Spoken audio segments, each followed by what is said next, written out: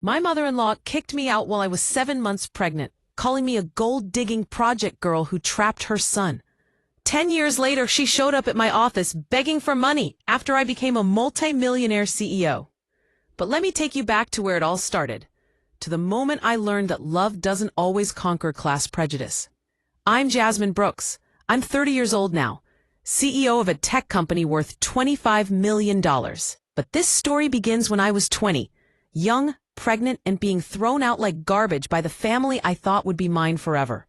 I grew up in the projects, South Atlanta, Perry homes, the kind of place people drive past quickly with their doors locked. My mama Dorothy raised me and my 3 siblings alone. Daddy left when I was 5. Mama worked 2 jobs, cleaning offices at night, working cafeteria at the elementary school during the day. We had nothing, wore thrift store clothes, ate beans and rice most nights, shared 1 bedroom between 4 kids. But Mama made sure we knew. Being poor don't make you worthless. You hear me? You got a brain. Use it. Get out of here. I did. Full scholarship to Georgia State University for computer science. First person in my family to go to college. At 19, I met David Reynolds at a summer internship at a tech startup. He was 21, studying business at Emory. Handsome, sweet, smart, black like me, but from a completely different world. David was from Buckhead, old money Atlanta. His family, the Reynolds, owned half the commercial real estate in the city. Country club memberships, debutante balls, Jack and Jill. The kind of black excellence that came with generational wealth and social standing. His mother, Patricia Reynolds, was everything I wasn't. 55, regal, designer everything, member of the Lynx. On boards of nonprofits and museums. She took one look at me and decided I wasn't good enough. Our first meeting at David's parents' house in Buckhead, a literal mansion. Patricia looked me up and down with barely concealed disgust. So you're the girl David's been seeing. Where did you say your family was from? I didn't say, but I grew up in South Atlanta, Perry homes. Her smile froze. The projects. How interesting. And your parents? What do they do? My mother works 2 jobs, cleaning and cafeteria. My father isn't in the picture. Patricia sipped her wine. I see. And you're studying, what was it again? Computer science. I'm on a full academic scholarship. How resourceful. She said it like an insult. David, dear, might I speak with you privately? I heard them arguing in the next room. Patricia's voice rising. A girl from the projects, David? Really? You could have anyone. Girls from good families, girls who understand our world. And you choose someone who grew up in public housing? David's response. I love her, Mom. Her background doesn't matter. It matters to me, to our family, to our reputation. What will people think? I don't care what people think. Well, you should, because when this little infatuation ends, you'll still be a Reynolds, and she'll go back to where she came from. David defended me that day. Told his mother he was serious about me, that I was brilliant, driven, going to graduate top of my class. Patricia smiled tightly and said, we'll see how long this lasts. We dated for a year. Patricia never warmed to me. Every family dinner was a minefield. Comments about my clothes. How quaint. Is that from Target? Comments about my major. Computer science. So technical. I'd hoped David would marry someone interested in the arts or philanthropy. Something more. Refined. Puns. About my family? Your mother cleans offices? That's honest work, I suppose? She called me that girl when talking to David. Never by my name. But David loved me. We got engaged when I was 20 and he was 22. Patricia refused to help plan the wedding. Plan whatever little ceremony you want. I won't be attending. I don't celebrate mistakes. We got married at the courthouse. Just us, my mama, and David's best friend. Patricia didn't come. Sent a note. I hope you're prepared for the reality that love doesn't pay bills. When you're struggling, don't come to me. We moved into a small apartment near campus. David worked at his father's real estate company. I worked part-time coding while finishing school. We were happy, young, in love, Broke but building something. Then I got pregnant. 6 months after the wedding. Unplanned, but not unwanted. David was thrilled. "We're having a baby. This is amazing." I was scared but excited. "We can do this. We'll figure it out." We told Patricia over dinner at her house. She set down her fork very carefully. "You're pregnant." "Yes, you're going to be a grandmother." "You trapped him." Her voice was ice cold. "You got pregnant on purpose to secure your place in this family. To make sure David couldn't leave you. To guarantee access to Reynolds' money." David stood up, angry. "Mom, that's not—" "Sit down, David. Let me speak to your wife." She turned to me. "I know exactly what you're doing. You came from nothing. You saw a ticket out of the projects. You got pregnant to trap my son into taking care of you forever. It's the oldest trick in the book." "I didn't trap anyone. We're married. We love each other." "Love." Patricia laughed bitterly. "You love his last name. You love his trust fund. You love never having to worry about going back to Perry Homes. Don't insult my intelligence by calling it love." I started crying. David grabbed my hand. "Mom, you need to stop. This is our child. Your grandchild." "Allegedly." Patricia sipped her wine. "We'll see. After it's born, I want a paternity test. For all I know, you were sleeping around and trapped the first man with money." We left. David apologized the whole way home. "She doesn't mean it. She needs time." But she did mean it. Every word. When I was 7 months pregnant, our world ended. David was driving home from work on a Tuesday evening. A drunk driver ran a red light, T-boned David's car on the driver's side. He died instantly, 22 years old. I got the call from the hospital. Collapsed in our apartment, screamed until I had no voice left. 7 months pregnant, widow at 20. The funeral was at Patricia's church. Huge, hundreds of people. The Reynolds family in the front row, dressed in expensive black. I sat in the second row, because Patricia had made it clear, immediate family only in the front. I was his wife, carrying his child, but I wasn't immediate family to her. After the funeral, Patricia approached me in the parking lot. "This is your fault." "What?" "David is dead because of you. If he hadn't married you, hadn't been stressed about supporting a wife and baby on his salary, hadn't been driving that route at that time, he'd be alive. You killed my son. That's not fair." "Fair? You trapped my boy with a pregnancy, dragged him down to your level, and now he's dead. You took my son from me." I tried to respond, but she walked away. 1 week later, she showed up at our apartment with her lawyer. I was still in shock, barely eating, crying constantly. 7 months pregnant and planning to raise a baby alone. Patricia didn't waste time with pleasantries. This apartment was being paid for by David's income from the Reynolds company. That income has stopped. You have 30 days to vacate the premises. 30 days? I'm 7 months pregnant. Where am I supposed to go? Back to the projects where you belong. Her voice was flat, cold. You were never really part of this family. David's death nullifies any claim you think you had to Reynolds' money or property. Her lawyer handed me papers. The lease is in David's name only. Mrs. Reynolds has the right to terminate it. Joint bank accounts are frozen pending estate settlement. You'll receive David's life insurance payout, $50,000. The rest of his estate reverts to his parents as he died without a will. $50,000? What about our baby? Your grandchild? Patricia's face hardened into something cruel. That child is not a Reynolds. You got pregnant to trap my son. Now that he's gone, I have no obligation to support your mistake. Mistake? This is your grandchild, your son's baby.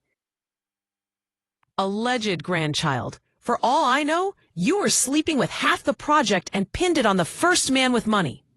I'll want a paternity test after the birth. Until then, you get nothing from this family.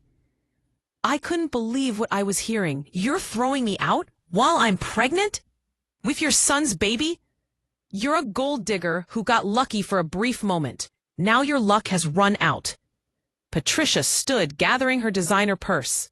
My son is dead because of you, because he was stressed about money, about supporting you. about becoming a father too young. I don't owe you anything. Pack your things. Be out by the end of the month. Please, I have nowhere to go. You came from the projects. Go back. That's where girls like you belong. She left me standing in the apartment that was no longer mine, 7 months pregnant with her grandchild, with nowhere to go. I cried for hours, called my mama. Baby, I wish I could take you in, but you know we don't have space. I'm barely keeping the lights on. I knew she was still in that same crowded apartment. I couldn't go back there with a baby coming. I had the $50,000 life insurance money. That was it. That was all I had in the world. I packed our little apartment, looked at the nursery David had started painting, the crib we'd bought together, our wedding photos, and I made a vow. I will never need anything from the Reynolds family again. I will build something so big that one day Patricia will regret every word she said to me. I didn't know how yet, but I knew I would. Because I was Jasmine Brooks. I'd come from nothing before. I'd survived poverty, absent fathers, the projects, and prejudice. I'd survive this too. And I'd make sure that one day Patricia Reynolds knew exactly what she'd thrown away. I moved into a studio apartment in a rough part of South Atlanta. Not quite the projects, but close. $600 a month, all I could afford. The apartment was tiny, barely room for a bed and a crib, water-stained ceiling, sirens every night, but it was mine. I had $47,000 left after paying first month, last month, and deposit. That money had to last until I could work again after the baby came.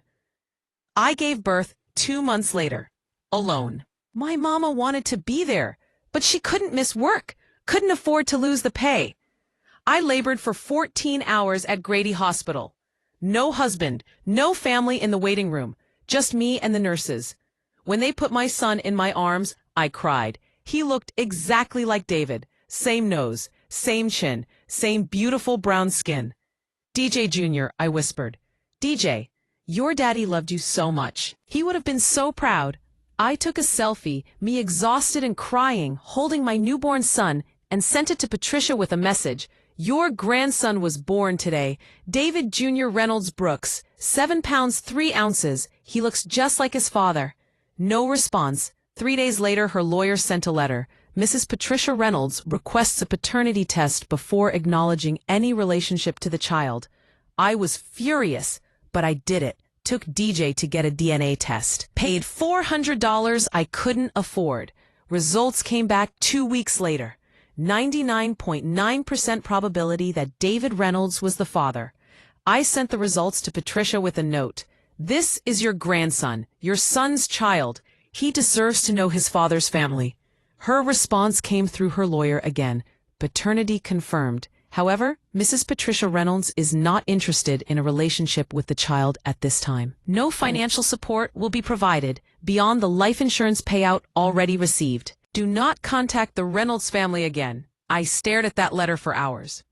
Not interested in a relationship with the child, her only grandchild, her dead son's baby, and she wanted nothing to do with him. I folded that letter, put it in a file, and made another vow. DJ, your grandmother rejected you, but I promise you'll never need her. We're going to build something so incredible that her rejection becomes irrelevant. The first year was hell. I was 20 years old with a newborn, living in a studio apartment, trying to figure out how to survive. I couldn't afford daycare. That was $800 a month I didn't have. I couldn't get a regular job because I had no childcare. So I did what I knew how to do. I coded, freelance web development, built websites for small businesses, $500 to $2,000 per project. I worked while DJ napped, worked after he went to sleep at night. Worked during the 2 hours my mama could come watch him on her lunch break. Some months I made $3,000. Some months I made $800. It was unpredictable and terrifying. I ate ramen, wore the same 3 outfits, cut my own hair. Every dollar went to rent, diapers, formula, and saving for the future. There were nights I cried myself to sleep, wondering how I'd make rent. Days I walked 2 miles to the grocery store because I couldn't afford bus fare. But I never gave up. By the time DJ was 1 year old, I had saved $15,000 from freelance work. Combined with what was left of the life insurance money, I had about $35,000. Most people would have kept that as emergency savings. I did something crazy. I used it to start a company, TechPath Solutions, a software development company focused on building custom applications for small businesses. My first client was Mr. Johnson, who owned a soul food restaurant in the neighborhood. His ordering system was a mess, everything on paper, constantly losing orders. Mr. Johnson, I can build you a digital system. Take orders on tablets, send them straight to the kitchen, track inventory. $3,000. Baby girl, I don't have $3,000. Pay me $1,000 now. $1,000 when it's done. $1,000 after 3 months if it works. Deal? He agreed. I built his system in 2 weeks.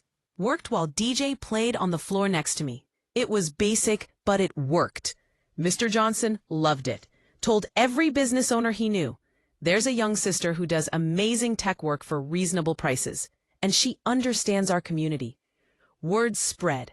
A barbershop needed a booking system. A church needed a website. A hair salon needed inventory management. I built it all, one project at a time, slowly growing. By year 2, I had 5 regular clients and enough money to hire my first employee, a young coder from the community college who reminded me of myself. I can't pay much, I told him, but I can teach you everything I know, and when this company grows, you grow with it. His name was Terrell. He's still with the company today. By year 3, we moved into a small office space, hired 3 more developers. Revenue hit $500,000. DJ was 3 now, smart, curious, starting to ask questions. Mama, where's my daddy? Your daddy's in heaven, baby. But he loved you so much. He wanted you so much. Do I have a grandma and grandpa like other kids? My heart broke. You have Grandma Dorothy, my mama. She loves you more than anything. But Daddy's mama, she lives far away. I couldn't tell him the truth yet. Couldn't tell him his grandmother had rejected him before he was even born. Patricia never reached out. Not once. No birthday cards. No Christmas presents. Nothing. I was fine with that. We didn't need the Reynolds family. We were building our own legacy. By year 5, TechPath Solutions had 15 employees and $2 million in annual revenue. I was a millionaire at 25. I moved out of that studio apartment into a small house in a working-class neighborhood. Nothing fancy, but it was ours. A yard for DJ, his own bedroom, space to breathe. I put DJ in private school. Made sure he had everything I didn't growing up. Books, computers, activities, opportunities. Mama, why do we have a big house now? He asked at 5 years old. Because Mama worked really hard, and I'm going to keep working hard so you can have everything you need. I don't need stuff, Mama. I just need you. Yeah, that made me cry. By year 7, TechPath Solutions was doing $8 million in annual revenue. I'd expanded into mobile app development, caught the smartphone wave early, built apps for businesses before everyone else figured out it was the future. I hired 50 employees, moved into a real office in Midtown, started getting attention from bigger clients. DJ was 7, thriving in school, already learning to code because he wanted to be like Mama. Mama, why don't I have a daddy's family? He asked one night. I'd been dreading this question. Your daddy's parents, they made some choices after he died. Choices that kept them away from us. Did they not want me? How do you tell a 7-year-old that his grandmother rejected him? It's complicated, baby, but it's their loss, not yours. You are loved. By me, by Grandma Dorothy, by everyone who matters. Okay. He went back to his homework, but I saw the hurt in his eyes. That night, I pulled out Patricia's old letter. The one saying she had no interest in a relationship with the child. I almost called her, almost sent an email with pictures of DJ. Smart, beautiful, thriving despite her rejection. But I didn't. She didn't deserve to know him. By year 9, everything exploded. I secured a major contract with a Fortune 500 company. Coca-Cola wanted a custom enterprise software solution for their distribution network. $15 million contract, the biggest deal of my life. I hired 50 more employees, opened a second office, started getting profiled in business magazines. Atlanta Business Chronicle, 29-year-old single mother built multi-million-dollar tech company from nothing. The article detailed my story. Grew up in the projects, lost husband at 20, kicked out while pregnant, built tech path from a studio apartment with a baby. It went viral in Atlanta's business community. I got calls from investors wanting to buy the company, from other entrepreneurs wanting advice, from women thanking me for showing what's possible. But I also got a call I didn't expect. Ms. Brooks, this is Vivian Charles. I'm on the board at Spelman College. We'd love to have you speak at our entrepreneur series. Your story is so inspiring. I spoke at Spelman, then at Clark Atlanta, then at Georgia State, my alma mater. Every time I told the truth. I was told I came from nothing and would go back to nothing. I was thrown away while pregnant because I wasn't good enough for a wealthy family. I built this company to prove that where you come from doesn't determine where you're going. That being from the projects doesn't make you worthless. That single mothers are some of the strongest people on earth. Standing ovations every time. By year 10, TechPath Solutions was doing $25 million in annual revenue. I was worth $8 million personally. Owned my company outright. No investors, no debt, all mine. DJ was 10 now. Tall, smart, doing advanced math, coding his own games, talking about wanting to go to MIT. Mama, you did all this by yourself? I had help. Grandma Dorothy, Mr. Johnson, who gave me my first client, Terrell, who believed in me, but yeah, mostly by myself. You're like a superhero. No, baby. I'm just a mama who refused to give up, who refused to let anyone define what I could become. I'd done it. Everything Patricia said I couldn't.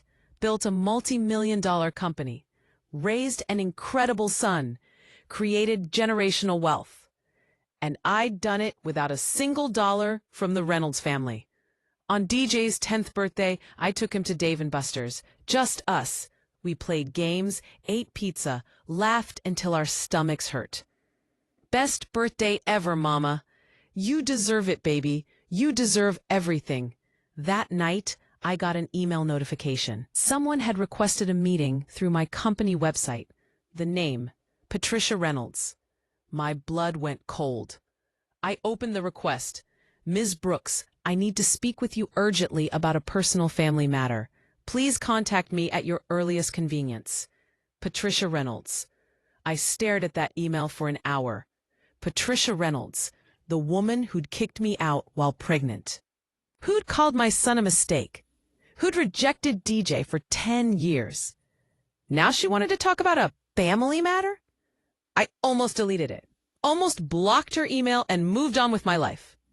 But curiosity won. I responded, Mrs. Reynolds, I have office hours Tuesday through Thursday, 2 to 4 p.m. If you'd like to schedule a meeting, contact my assistant, Jasmine Brooks, CEO, TechPath Solutions. Formal, cold, professional. 3 days later, my assistant buzzed my office. Miss Brooks, there's a Patricia Reynolds here to see you. She doesn't have an appointment, but says it's urgent. I took a deep breath. 10 years since she'd thrown me out. Send her in. The door opened. Patricia walked into my corner office. She looked old, worn, 65 now, but she looked 70, thinner than I remembered. Designer clothes, but not the pristine appearance from before. Her eyes widened, seeing my office. The view of downtown Atlanta, the awards on the wall, the evidence of everything I'd built. Jasmine, thank you for seeing me. It's Miss Brooks, or CEO Brooks if you prefer. What do you want, Patricia? She flinched at my cold tone, sat down without being invited. I've been following your success. Tech Path Solutions, you've done remarkably well. No thanks to you. I deserve that. She took a breath. I came to ask for your help. I need money, a lot of money, and I have nowhere else to turn. I actually laughed. You came to ask me for money? The gold-digging project girl who wasn't good enough for your son? And that's when Patricia Reynolds, the woman who destroyed me at my lowest, started to beg. Patricia's hands shook as she opened her designer purse, which I now noticed was worn at the edges, not the pristine luxury I remembered. Jasmine, Miss Brooks, I know I have no right to ask you for anything, but I'm desperate. Please, just hear me out. You have 5 minutes. I leaned back in my executive chair, arms crossed. Talk.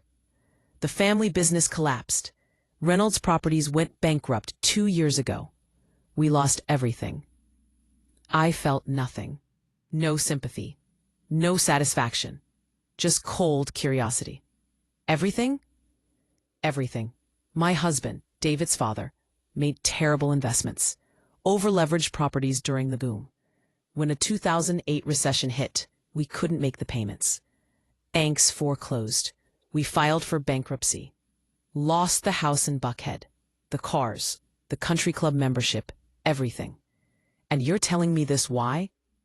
Patricia's voice cracked. We're living in a 2-bedroom rental apartment in Decatur. I'm working part-time at Nordstrom.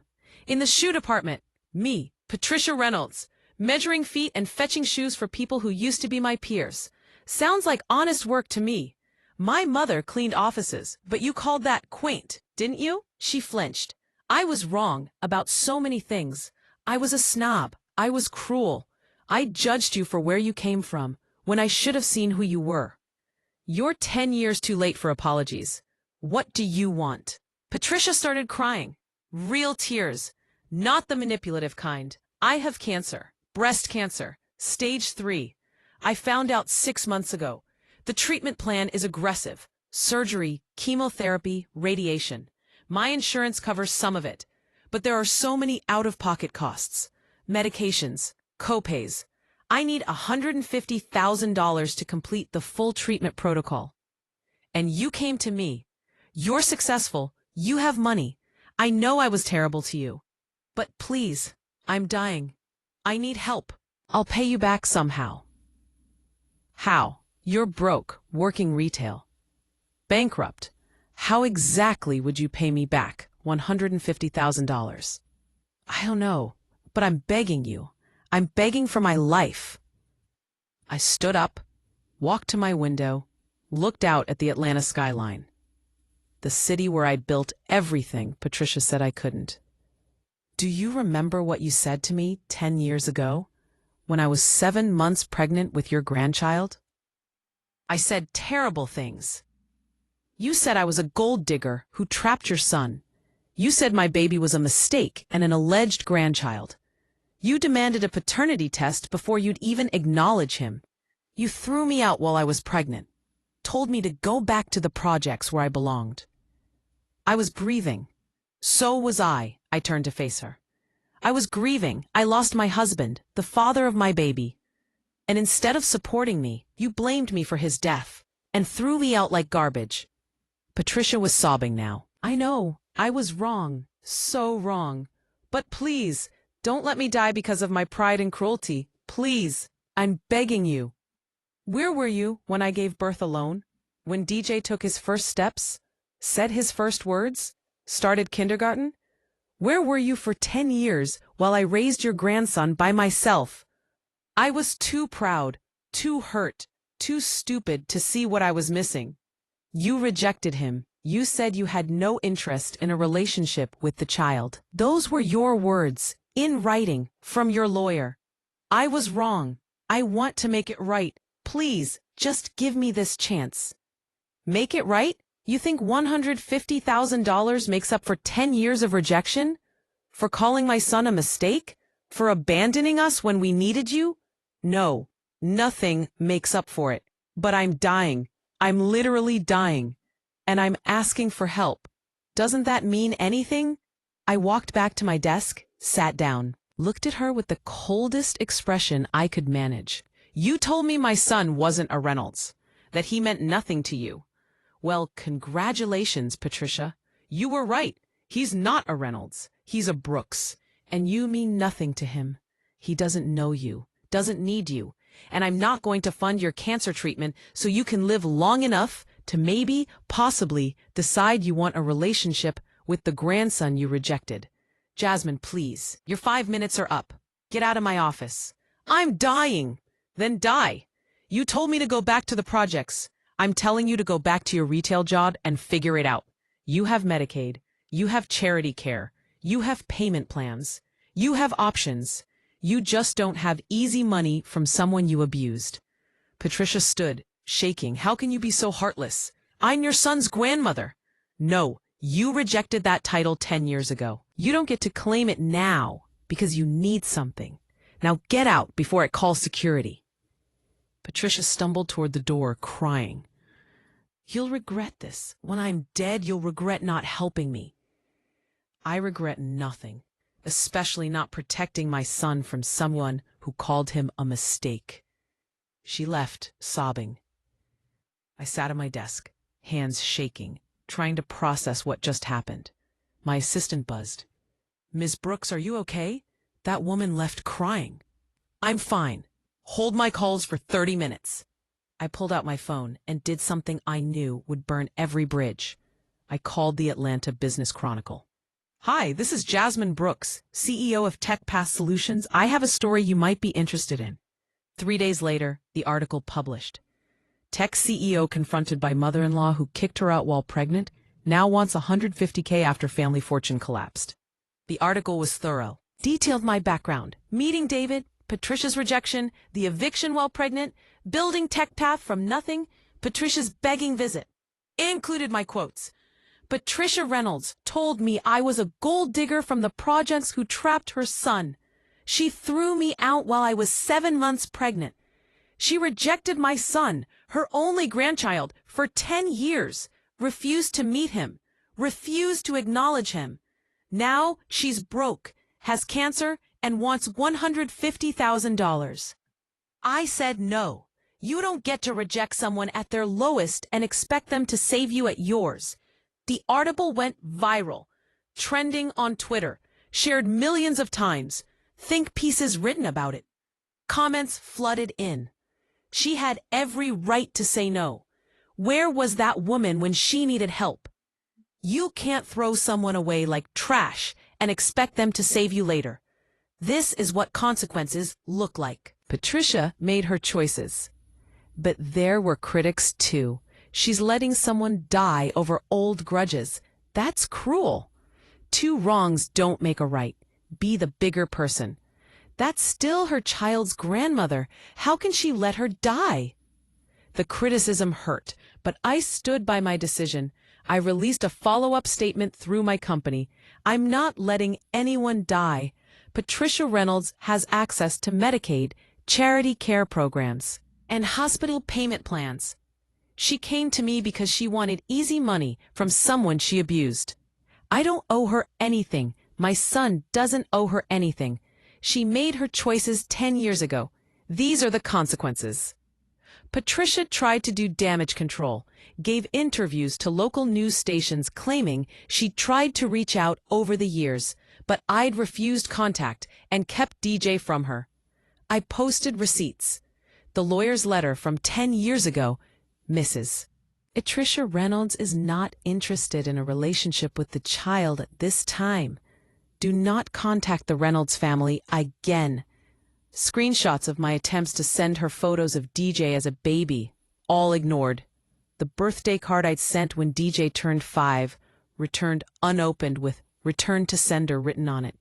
Patricia's lies were exposed publicly. Atlanta media covered it for weeks. I was interviewed on local news, radio shows, podcasts. Do you feel guilty? One reporter asked. No, I feel protective. Patricia had 10 years to be a grandmother. She chose pride over family.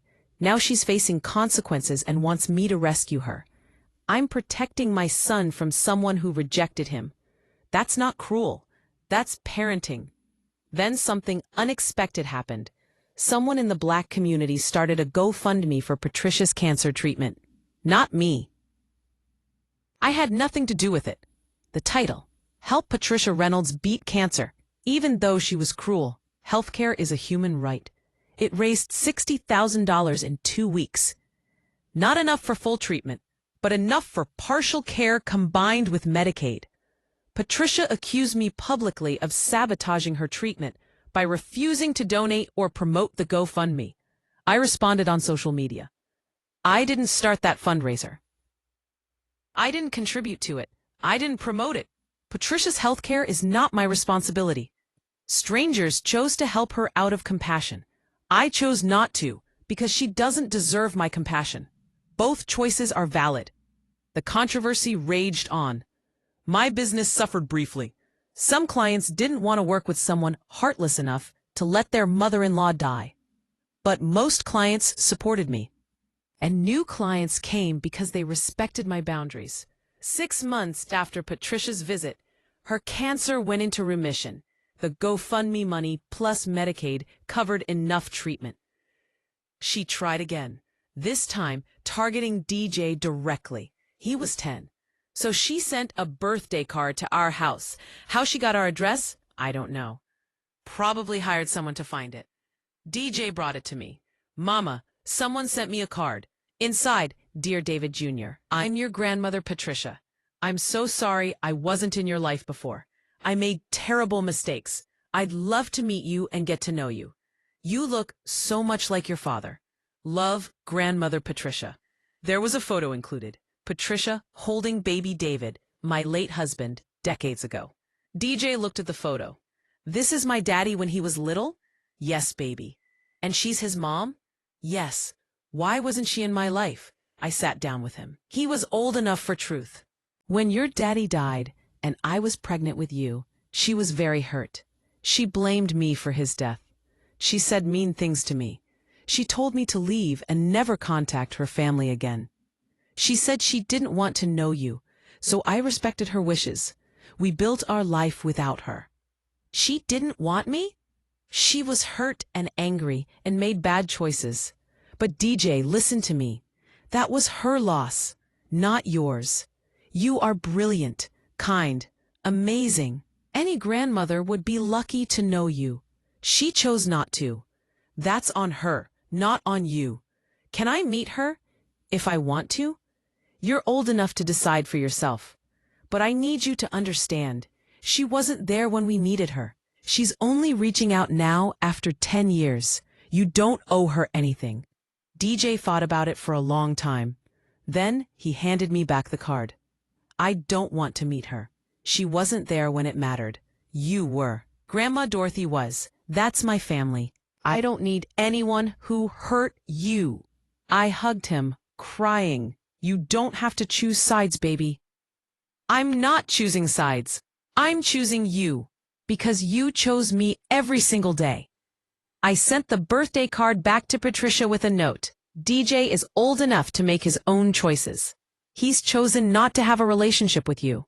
Respect his decision. Do not contact us again.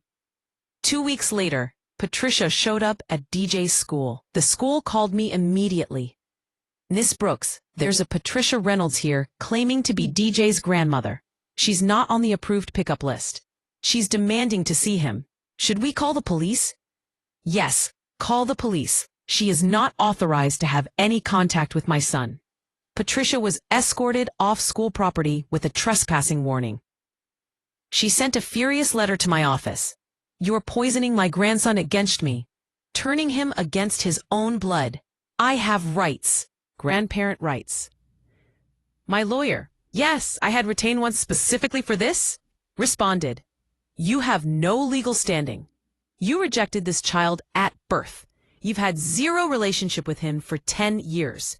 Georgia law does not grant grandparent visitation rights without an established relationship. Any further contact will result in a restraining order. This is your final warning. Patricia finally stopped. But the damage to her reputation was complete. The Atlanta community knew her story now. The wealthy society woman who'd rejected her grandson and then begged for money. Her friends from the country club days distanced themselves.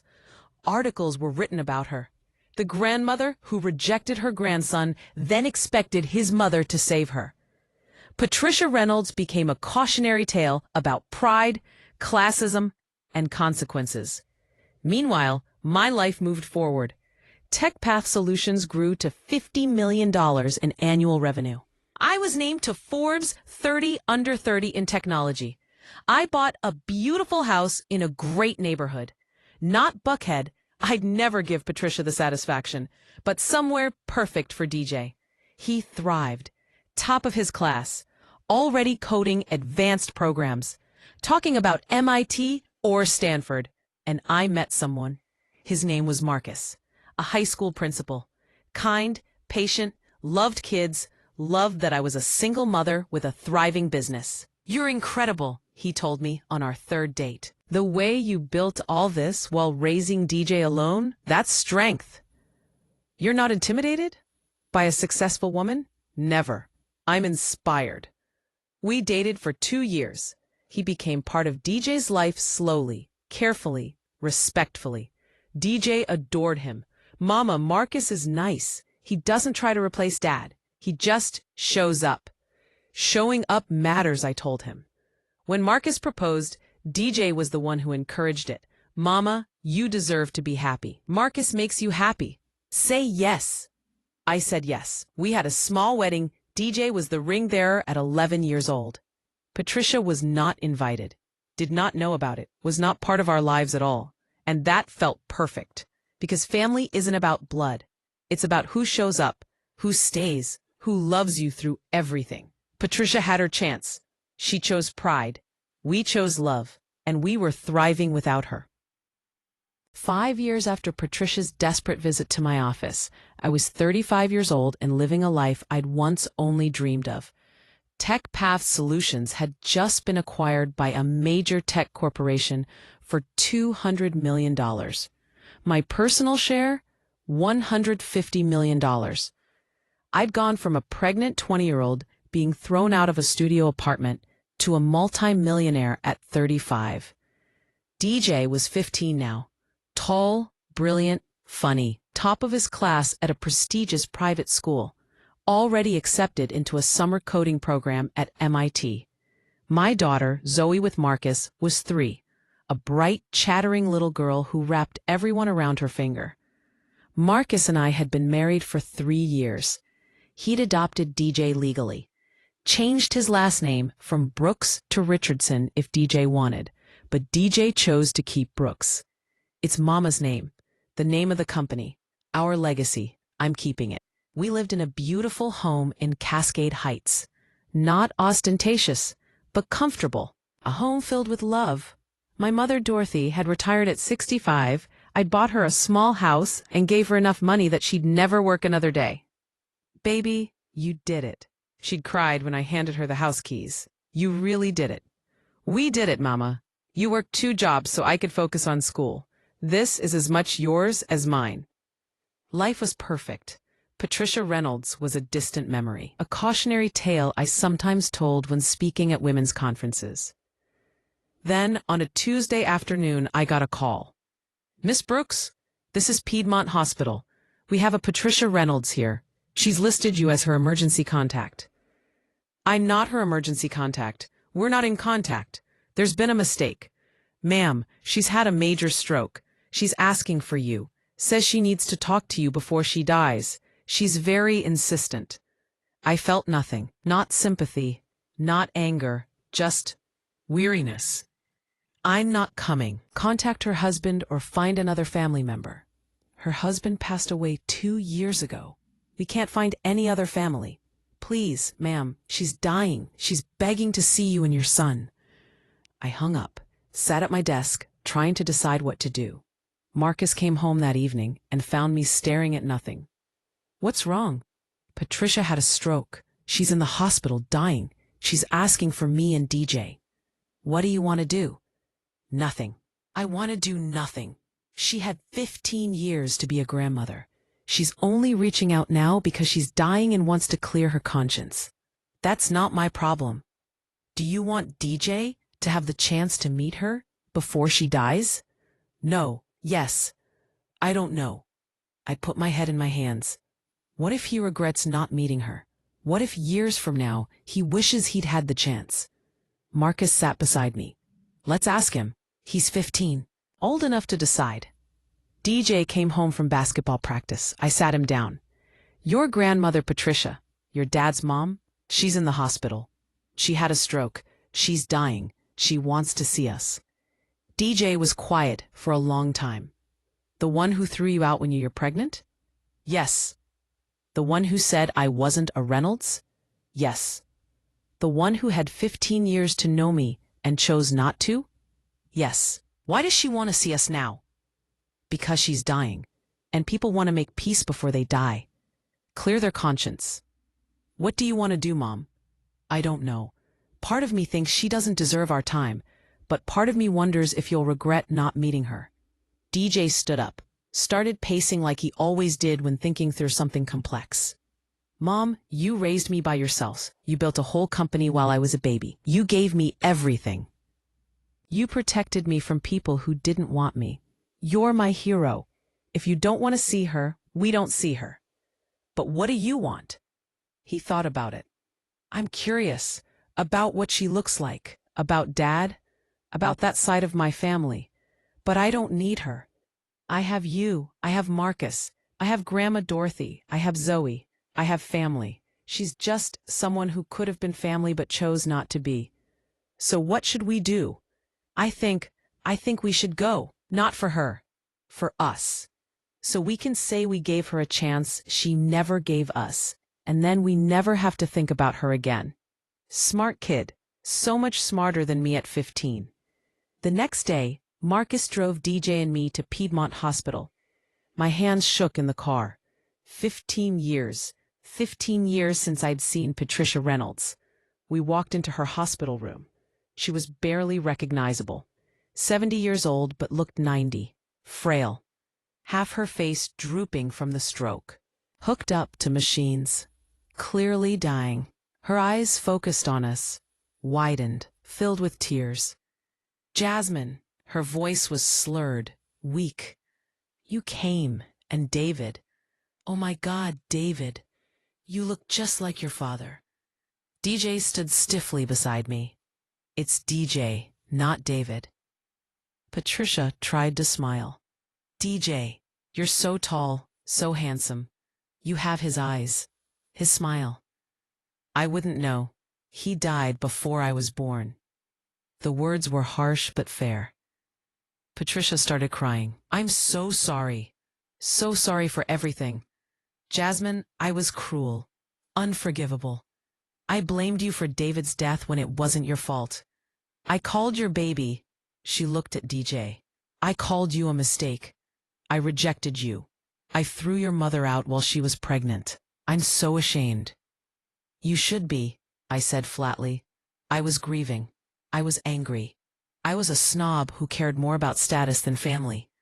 I lost my son, and instead of embracing you and DJ, I pushed you away. I've regretted it every day for 15 years. But you never reached out, never tried to make it right. You only came begging when you needed money. And now you want absolution because you're dying? That's not how this works. I know, I don't deserve forgiveness.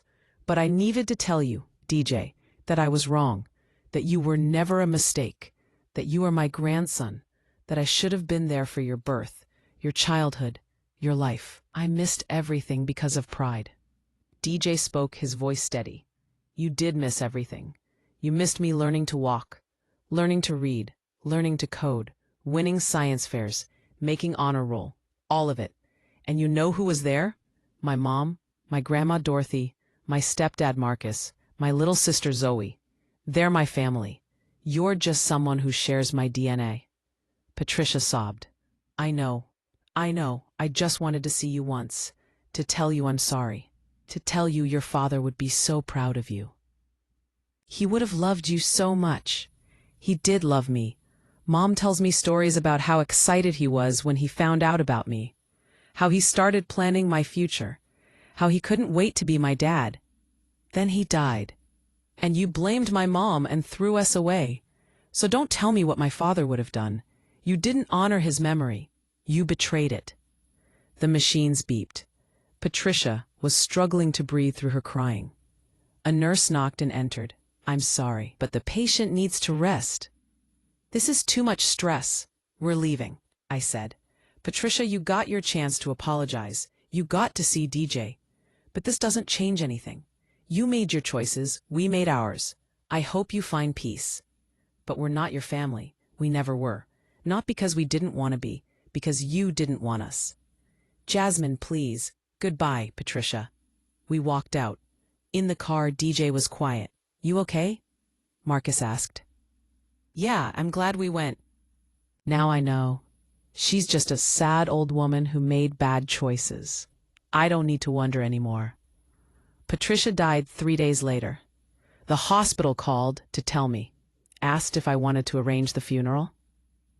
No, I'm not her next of kin. Contact whatever family she has left. Ma'am, there is no other family. Her husband died. David was her only child. You and DJ are it. Then the county can handle it. We're not arranging her funeral. Patricia was buried in a county plot. Basic service. No family present. I didn't go. DJ didn't go.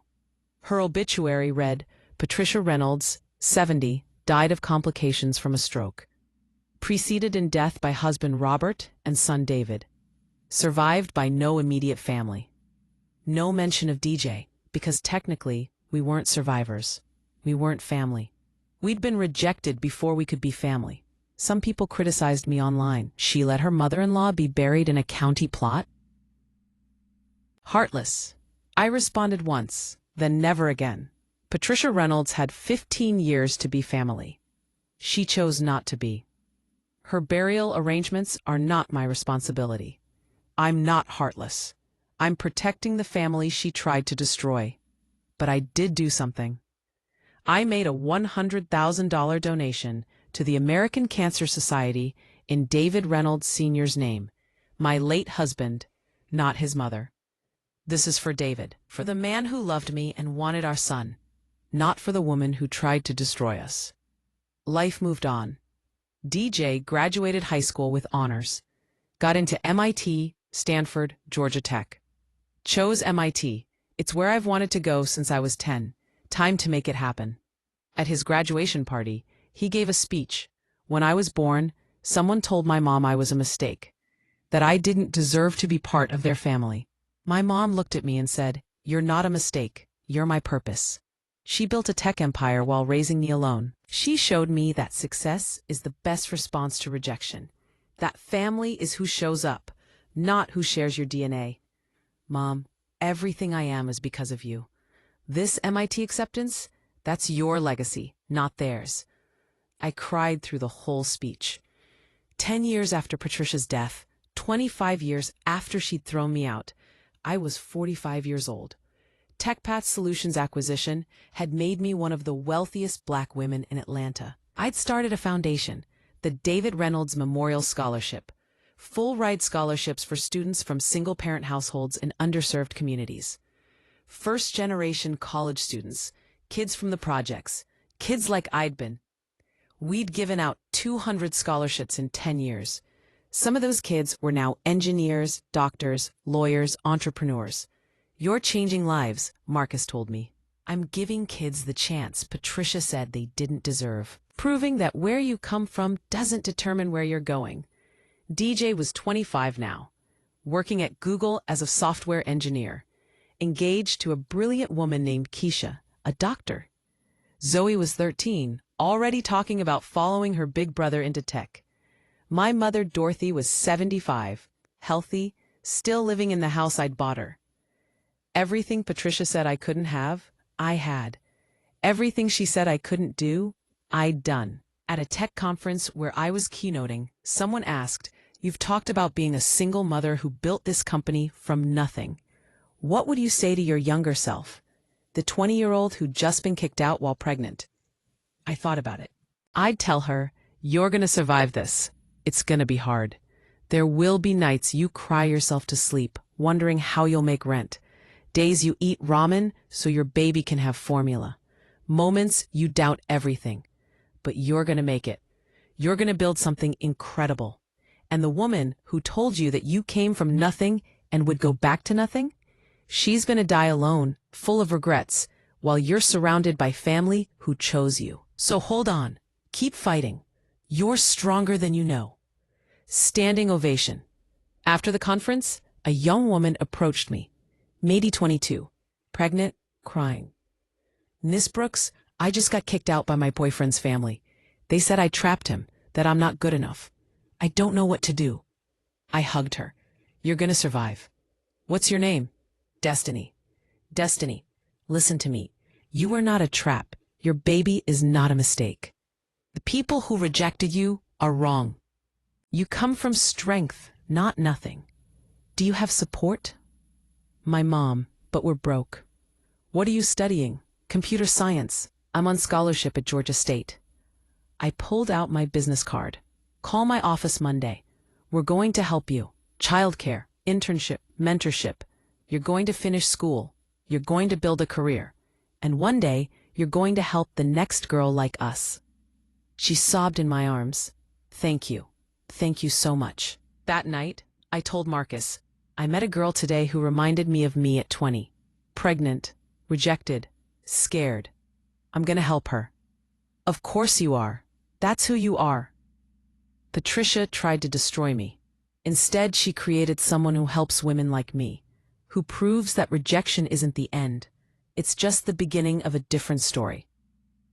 25 years after being thrown out, I built everything. Wealth, family, legacy, purpose. Patricia died alone with regrets. I lived surrounded by love, with gratitude. She'd said I came from nothing and would go back to nothing. She was wrong. I came from strength. I built an empire. I raised a brilliant son. I created generational wealth. I changed lives. And I did it all without her. The end. And the note is at a pause. My mother-in-law kicked me out while I was pregnant, called me a gold-digging project girl, and rejected my son for 15 years. Then she came begging for money when I became a multimillionaire. I said no. Some people called me cruel. I called it boundaries. You don't get to reject someone at their lowest and expect them to save you at yours. You don't get to call someone's child a mistake and then claim grandparent rights when convenient. Patricia made her choices. She chose pride over family, status over love, cruelty over compassion. I made different choices. I chose my son, my dreams, my future. 25 years later, she's dead with regrets. I'm thriving with purpose. She said I'd go back to nothing. I built a $200 million empire. She said my son was a mistake.